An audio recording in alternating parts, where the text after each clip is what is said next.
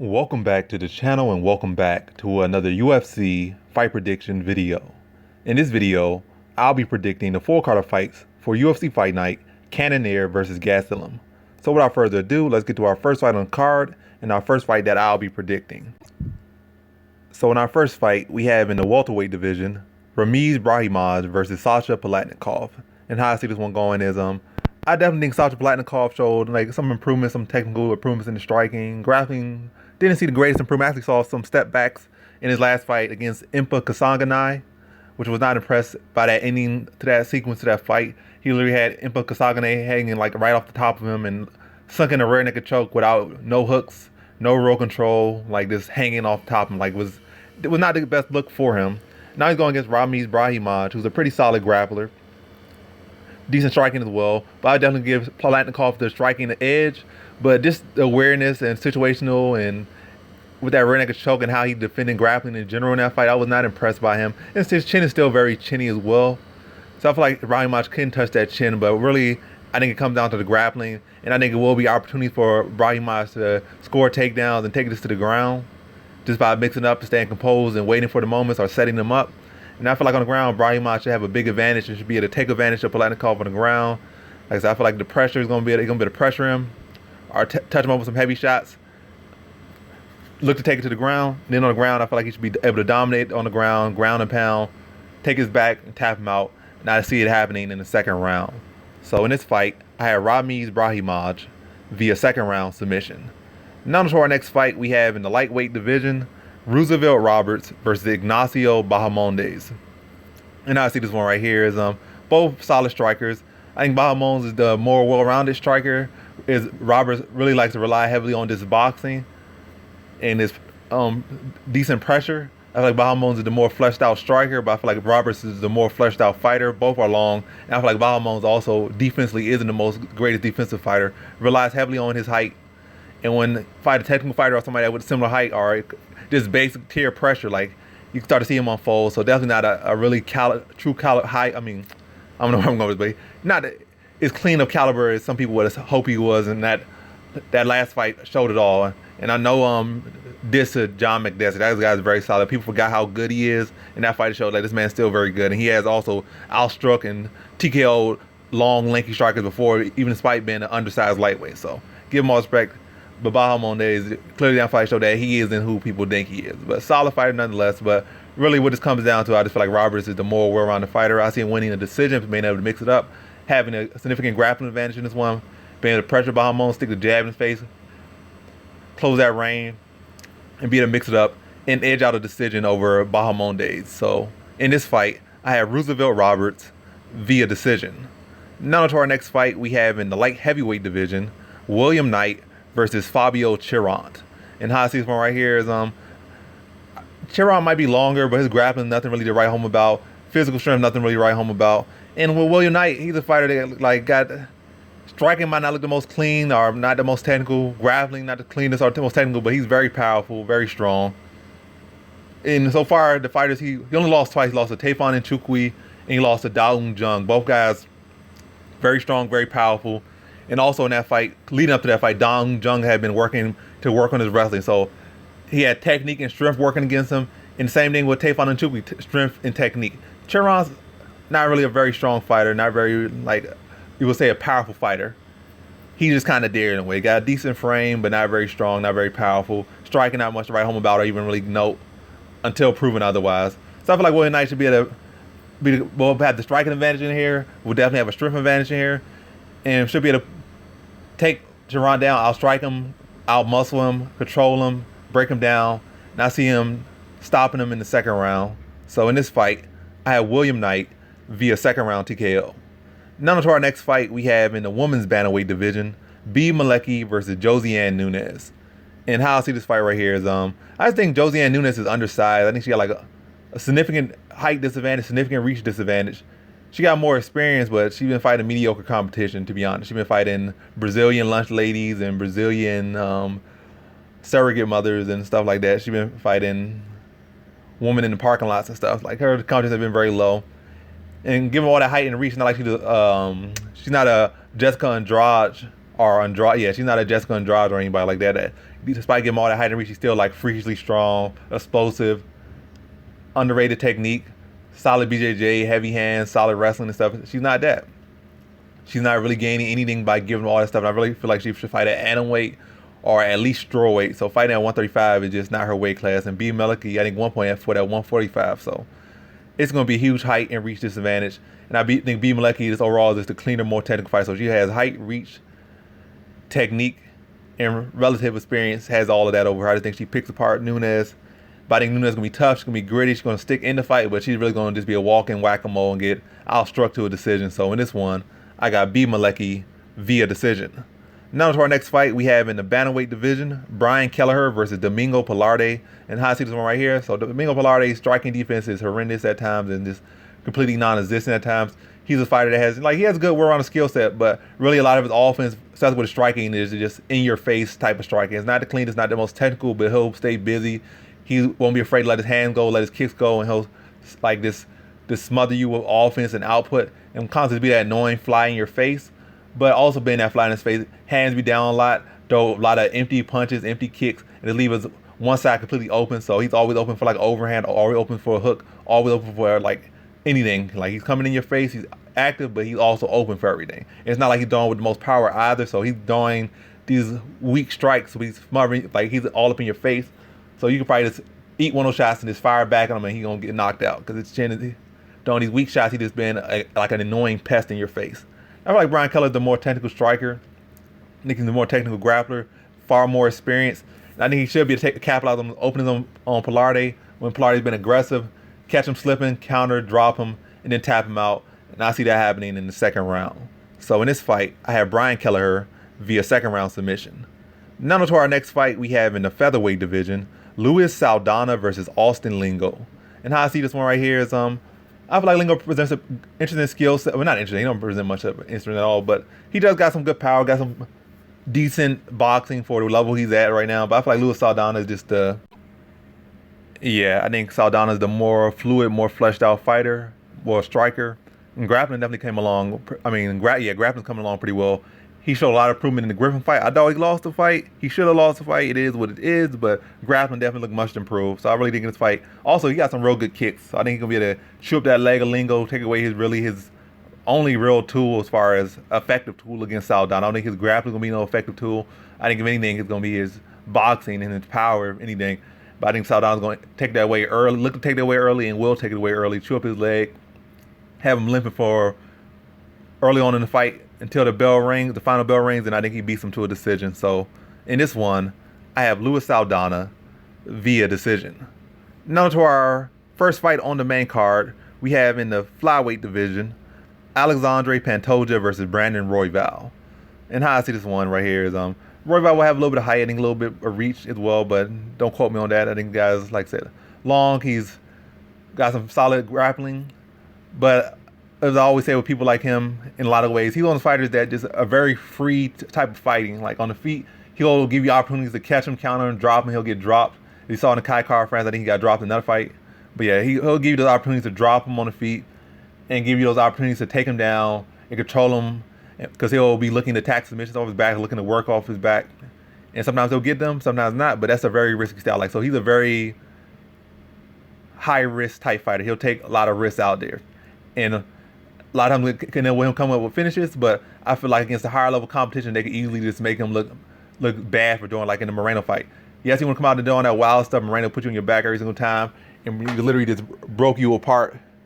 Yeah, you want to be wild, man, tear your rib out. You want to be all spinning and doing ugly stuff and just chin up and swinging shots. Like Royval, I'm not gonna say, I don't think he really can be no true technical, like no real high level technical striker. I don't think that's just not him. And it probably would take away from his game. Like, so you can say what you want, but I don't see him as a truly high level striker. I see him as a guy that's let it go.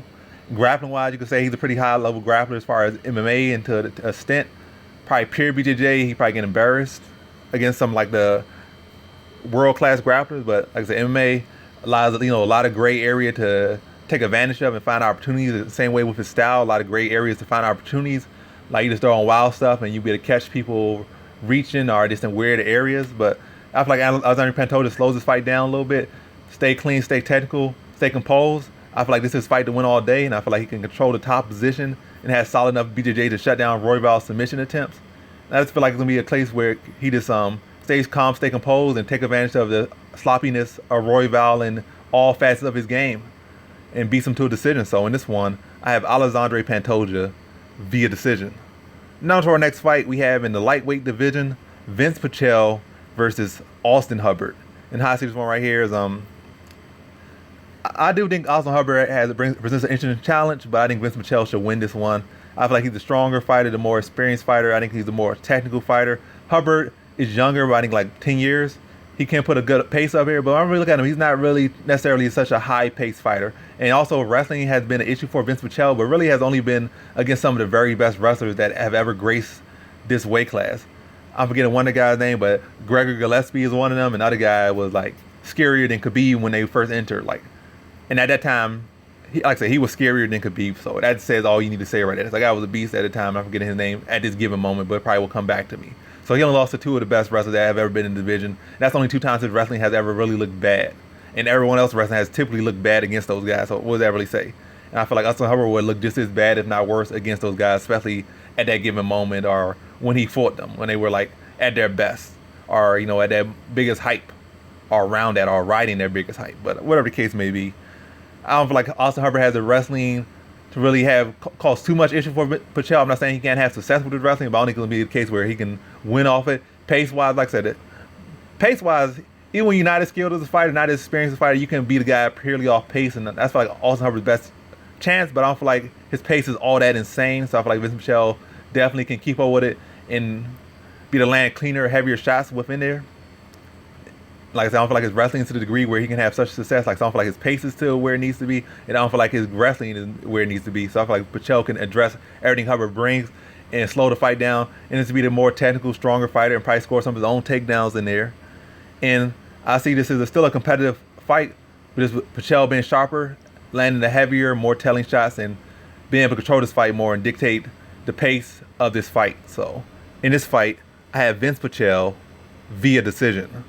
Now to our next fight, we have in the bantamweight division, Trevin Jones versus Sayukub Khakramonov. And how I see this one right here is, I feel like Jones has all the tools to win this one. Khakramonov showed amazing wrestling defense against Umar Nurmagomedov in PFL, like amazing wrestling defense. It was pretty solid, and it never made him look like the star that he truly is. Or not like star. Umar Nurmagomedov did look like a star. He is a star and whatnot, but he never looked as good as he truly is. Like you would have saw that fight, you would think, you would like say, man, this guy not could be relative. This guy don't train with the same people, but it's not because of him not being. It's just how solid Khakramonov's wrestling defense offense, at least his skill, educated his wrestling in it. So, and grappling as well. So he's pretty solid wrestling, especially defensively. I haven't really seen him offensively against a solid fighter, or a solid wrestler grappler yet. So can't say too much about that just yet. And I don't really feel it's gonna be a case where it's gonna shine in this fight. But where I'm definitely gonna lean to Trevin Jones, and why I'm leaning to Trevin Jones this one, I just feel like striking wise, there's a lot of openings in Khakramonov. A lot of openings. Has very wide base, doesn't check leg kicks, kind of square. So you got wide base in your square. So kind of you're just really open for everything. Open up the middle, open around the sides, open in the back door. You just open everywhere. And I feel like Trevin Jones should be able to address the wrestling for the most part. And I feel like the biggest advantage will be on the striking. I feel like Trevin Jones will have that. Like I said, we'll be to find that uppercut up the middle, be landing counters, be to chew up that leg and have Khakramonov already off balance. And Khakramonov already has a habit of throwing a lot of hooks and reaching with those hooks and falling over. So I feel like Trevin Jones will be the final shots up the middle be to buzz him. And I feel like be to chew that lead leg up, have him reaching, have him stumbling, and then be to land a counter, drop him, and then finish him off in that second round. So in this fight, I have Trevin Jones via second round TKO. Now to our next fight we have in the heavyweight division, Chase Sherman versus Parker Porter. And how I see this fight right here is, I really don't think Parker Porter presents all that much to Chase Sherman. Chase Sherman's definitely no stud and definitely not this, but at this given moment, Chase Sherman is a sharper fighter, the faster fighter, and the more technical striker. I don't feel like Parker Porter gonna have anything really to drag his fight to the ground and do anything with there. And it's not like Chase Sherman historically has been his grappling has been his issue. And also he has not really fought no great grapplers, and it's not like Parker Porter is a great grappler. So I definitely see this as a striking matchup. And I think Chase Sherman is sharper, more durable, hits harder, and he definitely got a chin on him. He been stopped a couple times, but that man, it's not that for lack of chin, it's for lack of defense. But going against Parker Porter, like I said, I feel like he would be longer, faster, sharper, more versatile, but land some teeps, keep him at the end of his kick, his teep, to land shots from that distance to be to put Parker Porter away, and I think it happens in the first round. So in this fight, I have Chase Sherman via first round TKO. Now to our co-main event, we have in the lightweight division, Clay Guida versus Mark O'Madsen. And how I see this one right here, so Mark O'Madsen is definitely, as far as wrestling, is the far more decorated wrestler.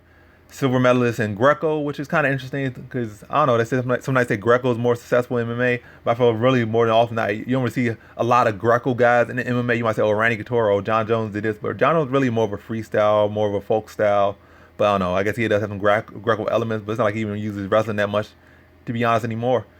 But most people I see NCAA freestyle, like freestyle wrestlers that grew up on folk style. So I don't really see a lot of that much Greco. You might have a couple names you could throw out there, but more often than not, I think I see freestyle guys. So I don't know where they go with that, but they always like to throw that out there. Like, oh, Greco guys do more historically. Well, how many are there really? You had Dan Henderson, and you had Randy Couture and John Jones somewhat, but he's still really more of a freestyle, folk style type wrestler. But I'm getting off point here, but going against Clay Guida versus Mark O'Madsen, just for real, to be honest, to be 120 and 40,000% honest on this is really more of a momentum pick than anything. I feel like Clay Guida does have a good opportunity to win this one.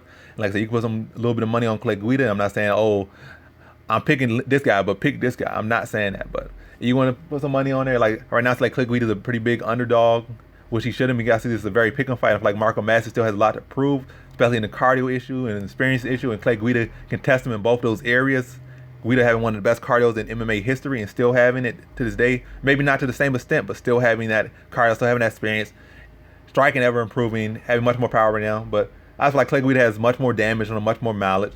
And I feel like Mark O'Madsen has a higher ceiling at this given point, even though he's not the youngest spring chicken. And I feel like he has room to grow, and I feel like he will show that growth in this fight. And I feel like he'll be able to out-wrestle Clay Guida through 2 rounds, be able to outwork him through 2 rounds. Maybe not outwork, but be able to control his stuff, his takedowns, out-wrestle him, land the heavier shots, be faster, probably be faster. I wouldn't say sharp, be faster, more explosive. I feel like Clay Guida will be sharper striker, but Mark O'Madsen will be the faster, more explosive fighter through 2, and that would be to carry him through 2 rounds, be the better wrestler through 2 rounds. But in the war of attrition, Clay Guida will be able to rally in the 3rd round. I don't think he's, like I said, I'm not saying stop. I'm obviously picking Mark O'Madsen, but like I said, he'll be able to rally, still that 3rd round. I'm not saying still about a mile, but I think he'll definitely still probably score like a takedown or 2 in that round, and start to see a fatigued, weathered O'Madsen, but I think he'll be able to eke out. Still, like I said, still hold a good account for him in that 3rd round, but I definitely think Clay Guida will be able to outwork him. You'll see a significant slowdown in O'Madsen, but still be very much in that fight. Probably landing some heavy shots, but output will drop. Takedown defense will drop. Takedown offense will drop. Takedown offense output will drop, but Clay Guida still will be able to keep pace and will be able to eke out that round. But I see Mark O'Madsen winning those first 2 rounds, but losing that 3rd round. So in this fight, I have Mark O'Madsen via decision. Now on to our main event, we have in the middleweight division, Cannonier versus Kelvin Gastelum. So it's an interesting matchup right here. 50-50 toss-up can lean either way. It's like definitely go either way. So how I see this fight right here is I'm leaning to Cannonier to get a knockout, I think, in around the 3rd round. But Kelvin Gastelum is very much in this fight. I give Kelvin Gastelum the speed advantage, the hand speed, foot speed advantage. I feel like Cannonier definitely has the heavier hands. Coming from heavyweight all the way down to middleweight, he definitely has, you talking about this weight in the punches and the heaviness of the punches. Definitely Cannonier, no ifs and or buts. Like Gastelum got some heavy hands of his own, but a lot of it comes from speed. Like they're so quick and sharp. Less wind up, just right down the pipe very quick when he does choose to go down the pipe. So like that just comes from like snap, comes from speed, velocity, and all that stuff, all that math and science and whatnot. But weight And it's the heaviness of his punches is Cannonier without a doubt. But I think in general, I'm going to give him the power punching advantage regardless of where you factor speed and whatnot. I just think Cannonier just got the heavier hands regardless.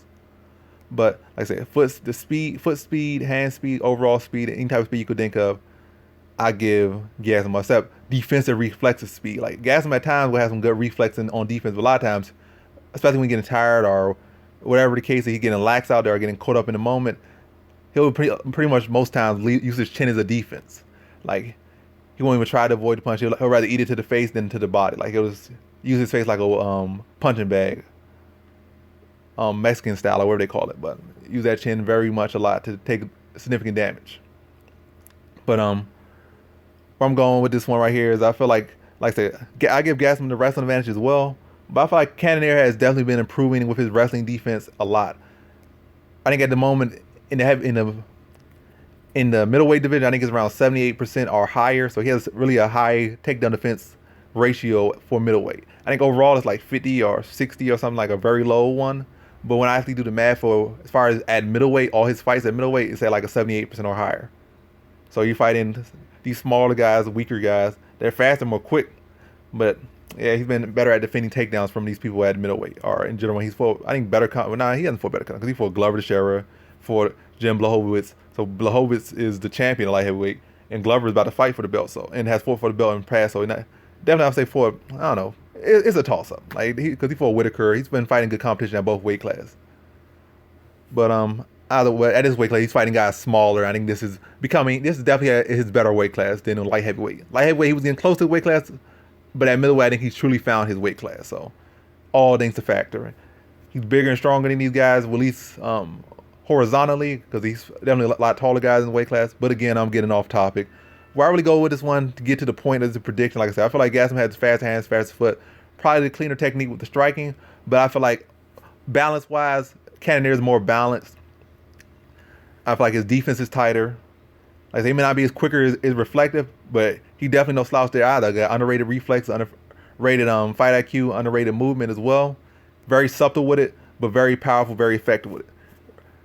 Like he might not like him moving a lot, but he'll do a lot with the little movement he does. Be a step right out of range, light little step, then land a clean counter, or a step one way, lure you, catch you with uppercut when you level change. Like so he do some little stuff. Like it might not be as like animated, but definitely probably more effective. That's better to be less animated you are, and you can animated you are, and the more you can do with less animation, less movement, the more deceptive you are with your range control and your setups and your movement. Like you can move out of range, but somebody think you there, you over here, just follow a little subtle step or a little subtle movement. But like I said, I think it comes down to defense, and I feel like Cannonier's defense is sharper, and I feel like he'll be able to catch Gastelum when he's extending, catch Gastelum when he's opening up. I feel like he'll be able to stick his jab on Gastelum, use his height, use his reach, land kicks. And I feel like in Adesanya's breakdown, he said, "Oh, he got to worry about this," but I don't think he should worry too much about anything with Gastelum wrestling. Like training for sure. I'm not saying don't disrespect his wrestling. Like, oh, his wrestling nothing. It's not his grappling nothing. Like he's very solid in those areas. But even with all the going back to his wrestling, I don't think it's gonna be the biggest threat against Cannonier. For if anything, Cannonier should everyone should respect Gastelum striking more than anything. Like respect the wrestling, but focus on his striking. Beat him in the striking, and you beat him. Like his wrestling, and like I said, Cannonier's wrestling defense has improved. I think he will be more than capable enough to address the wrestling and grappling of Gastelum. And I think it just comes down to being defensive, smart on defense, be able to take the shots, counter, stay behind a clean jab, mix in the leg kicks, mix it up. And I think over time, as the fight starts to settle down, like I said, Gastelum starts to use that chin as a defense, rely on it. And going against Cannonier, that's not the guy to rely on your chin or to lean back on your chin. And I feel like this is going to be the fight where Cannonier is going to be able to catch him with a clean counter, like clean hook counter when Gastelum is reaching. Because you got to cover that gap, drop him, and finish him off in the third round. But a very highly competitive fight. Definitely tough. But Cannonier being able to find the openings in Gastelum defense and his tendencies and be able to put him out in the third round. So in this fight, I have Jared Cannonier via third round TKO. And that concludes my fight predictions for the 4-card of fights for UFC Fight Night, Cannonier versus Gastelum. And as always, thanks for watching.